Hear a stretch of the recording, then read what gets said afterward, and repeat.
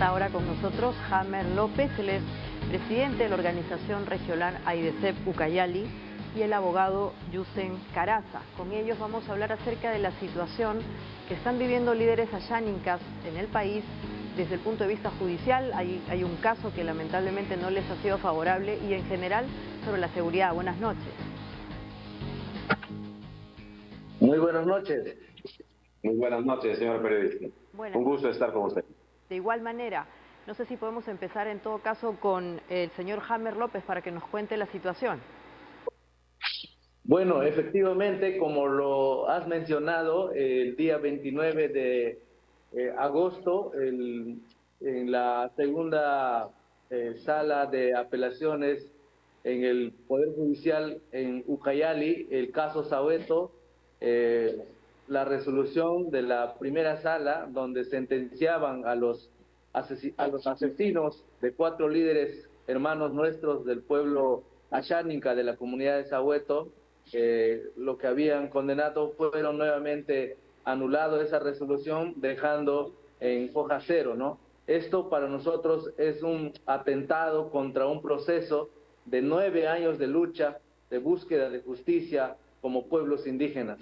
Es muy lamentable la decisión tomada por el Poder Judicial de Pucallpa, en la cual podemos apreciar que siguen vulnerando los derechos de los pueblos indígenas, sobre todo en este camino de 9 años de búsqueda de justicia, ¿no? Y nosotros, como representantes de organizaciones indígenas, lo que estamos haciendo aquí es buscar, sobre todo, hacer incidencia a las autoridades nacionales, como el Poder Judicial, como Ministerio de Justicia, el Ministerio Público, para que este caso nuevamente pueda iniciar y pueda tener la celeridad respectiva para el inicio de este nuevo proceso judicial que debe iniciarse muy pronto. Pero al mismo tiempo queremos indicar de que el caso Sahueto para nosotros era una ventana. ¿Por qué? Porque detrás de ello hay casi como 32 casos de defensores asesinados hasta el momento. Para nosotros el caso de Sahueto era un caso emblemático en la cual habíamos depositado esperanzas.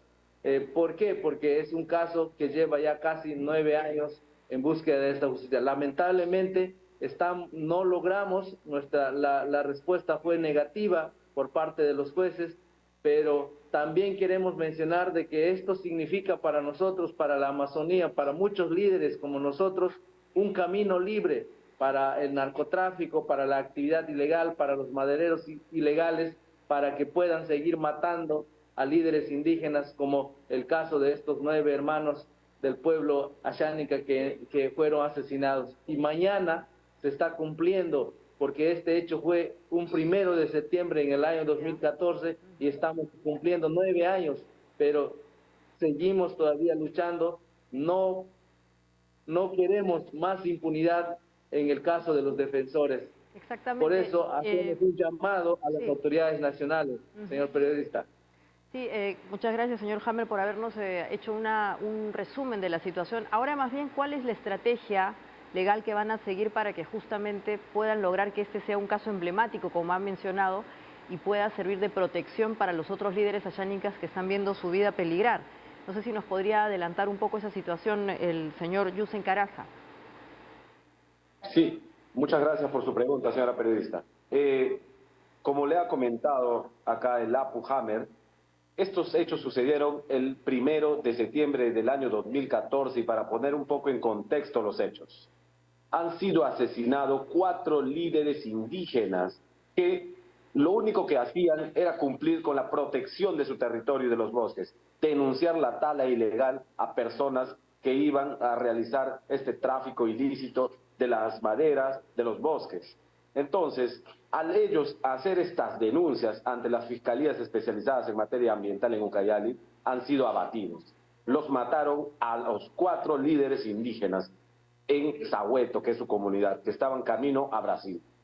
Luego de ello se ha iniciado un proceso muy largo y muy extenso, que habíamos tenido en el mes de febrero de este año una primera sentencia condenatoria a 28 años y 3 meses, la cual ahora, el 29 de agosto, mediante una apelación, la Sala Penal de Ucayali ha declarado nula esa resolución. ¿Qué significa?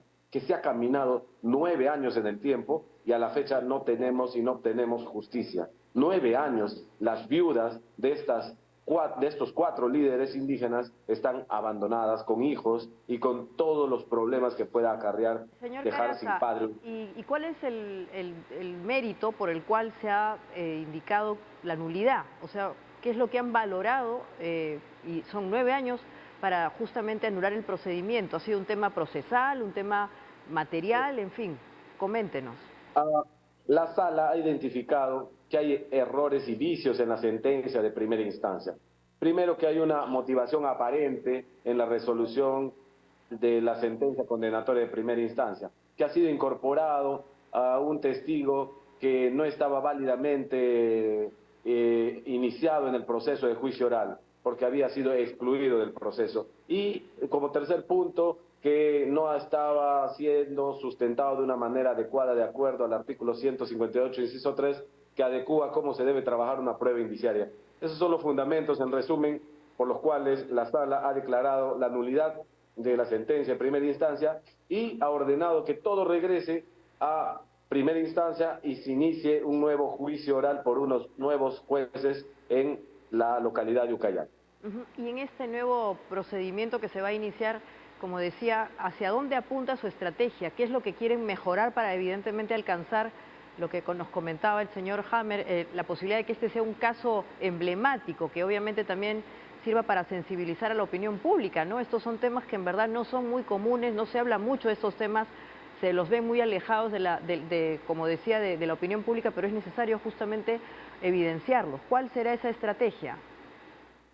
La verdad que existe una infinidad de medios de prueba por los cuales, tanto así, que el fiscal había realizado una acusación de este caso. Tanto así que no solamente quedó en la etapa de acusación, sino que ya se contaba con una sentencia en primera instancia. Lo que vamos a caminar es, mediante este juicio oral, incorporar todos estos medios probatorios con las legalidades correspondientes, cosa que, como dice la sala, no ha ocurrido en primera instancia con respecto a la incorporación de algún testigo protegido. Lo que vamos a hacer es cuidar y trabajar con el Ministerio Público, ya que mi persona es el abogado de las agraviadas, y que estos medios de prueba ingresen de la manera más lícita y legal y que sean valorados en este juicio oral y poder obtener nuevamente en el caminar una sentencia en primera instancia, y vamos a seguir caminando para pedir la confirmación de segunda instancia. Sí, señor Hammer, a la fecha, ¿cuántos líderes ayánicas o líderes en general están viendo su vida peligrar? ¿Cuántos tienen la vida con amenazas? Mira, actualmente tenemos, según la base de datos de nuestra organización, tanto AIDESET con nosotros como regional, registrados 33 hermanos líderes indígenas ambientales asesinados, pero sin embargo, actualmente tenemos casi como 80 comunidades que sus líderes, los jefes de comunidades, están siendo hostigados y amenazados, ¿no? Significa que 80 defensores, 80 comunidades tienen, digamos, amenaza de muerte aquí solamente en Ucayali, ¿no, señor periodista? Esto es una situación que es muy grave porque en verdad pareciese que las autoridades no les están dando la protección adecuada. ¿Por qué está fallando esa situación? Quisiera acá dar mi opinión al respecto. Sí. Luego de transcurrido todos estos años, ¿cuál es el mensaje que tienen estos defensores ambientales que protegen los bosques, que protegen la Amazonía, haciendo las denuncias correspondientes? ¿Cuál es el mensaje que le está dando el Estado? El Estado le está cerrando las puertas, porque ya ha transcurrido 9 años de su muerte y no obtenemos la justicia que ellos tanto anhelan. Las viudas están caminando de manera solitaria. El Estado, ni el Poder Judicial, ni la Fiscalía se ha preocupado por darles un proceso y un juicio decente, cumpliendo todas las garantías, tanto así que hasta la fecha no contamos con ni siquiera una sentencia de primera instancia confirmatoria de manera legal, de manera válida. Es por eso que la sala nos ha ordenado nuevamente llevar a juicio oral. Consideramos que el Estado peruano, con todas sus autoridades, está fallando, y porque estos líderes indígenas son quienes representan y son quienes cuidan nuestro bosque y nuestra Amazonía. Exactamente. Señor Hammer, ¿qué medidas de seguridad necesitarían ustedes para proteger a los líderes, a los apus ayánicas? ¿Mayor control, mayor presencia de la policía? En fin, coméntenos, porque en verdad el número que nos ha compartido es en verdad preocupante. Sí, efectivamente, el Estado ha estado respondiendo según su estructura de gobierno que tiene, ¿no? A nivel nacional, a nivel regional, por ejemplo, en Ucayali existe la Mesa Regional de Defensores, pero sin embargo, este año solamente nos hemos reunido una vez y nosotros solicitamos reactivar esta mesa y hasta ahorita no tenemos respuesta del Ministerio de Justicia, ¿no? Y creemos que también es importante que estas mesas puedan recoger todas estas preocupaciones y tomar sobre todo las acciones correspondientes, ¿no? ¿Por qué? Porque estos hechos ocurren, esta situación está pasando porque no hay presencia de las autoridades en el territorio, en las cuencas, ¿no? Y creemos de que también es importante, de que es momento de también hablar con pueblos indígenas bajo una estrategia. Y nosotros tenemos esta estrategia de que es importante hablar de nuestros propios mecanismos de autoprotección que los pueblos indígenas tenemos en nuestros territorios, pero sin embargo necesitamos que el Estado también pueda entender y pueda complementar con la solidaridad o con una acción correspondiente de acuerdo a las instituciones que están actuando en la zona, ¿no? De manera multisectorial.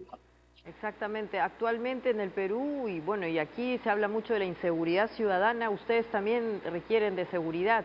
¿Qué es lo que están pidiendo en concreto? Además de estas mesas que obviamente seguramente van a servir para un poco plantear la escala de la situación del problema, pero en concreto, ¿qué requerirían?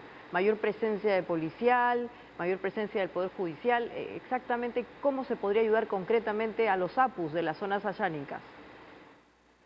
Quisiera opinar de una manera legal. Nosotros en las diversas reuniones que se tienen en las mesas multisectoriales, donde se da una apariencia de protección a los líderes indígenas mediante un documento firmado. Se le dice, se le otorga las garantías mediante la prefectura o se le otorga algún tipo de protección. Pero eso es solamente en el papel. Y que el papel no aguanta las balas. El papel solamente es referencial, porque realmente los que sufren en la Amazonía, donde no tienen ningún tipo de protección, son los hermanos indígenas cuando realizan sus denuncias. Lo que queremos es una efectiva y real cuidado a nuestros líderes indígenas que están en la Amazonía. Solicitamos al Estado que le dé un acompañamiento a todos ellos para que puedan realizar y desenvolver su rol tan protagónico que es en la Amazonía peruana. Es muy importante lo que comentan, en verdad. Además, usted mencionó la situación de las familias. ¿En qué condiciones quedan las familias de estos apus o líderes ayánicas? ¿Hay algún tipo de colaboración institucional que se les está dando? No sé, el Ministerio de la Mujer, en fin, coméntenos.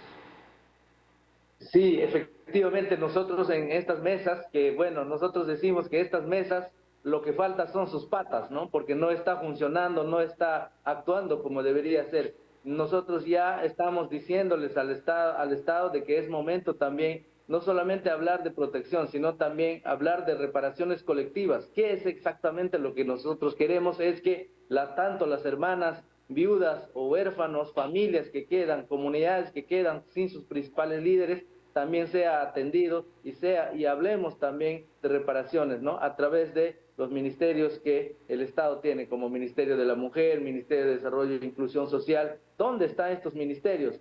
Creemos de que también es importante que la presencia de estas autoridades se haga también presentes, por lo menos a través de los programas sociales o con los alcaldes locales. Creo que es importante. Por eso creemos de que también nosotros como pueblos indígenas siempre estamos abiertos a proponer diversas iniciativas como organizaciones indígenas que hacemos vigilancia, que hacemos vocería desde nuestros derechos reconocidos como pueblos indígenas. Exactamente. Bueno, les quiero agradecer muchísimo por este contacto al señor Hamer López, presidente de la organización regional Aidecebu Ucayali, y al asesor, al abogado Yusen Caraza, porque es importante evidentemente conocer lo que está pasando allá Cuando hablamos de inseguridad, también tenemos que pensar en esa inseguridad que está justamente ahora atacando a los apus ayánicas. Muchas gracias y evidentemente vamos a estar muy atentos a cómo se vaya desarrollando esta nueva estrategia jurídica. Muchas gracias, que tenga buenas noches. Muchas gracias. Gracias.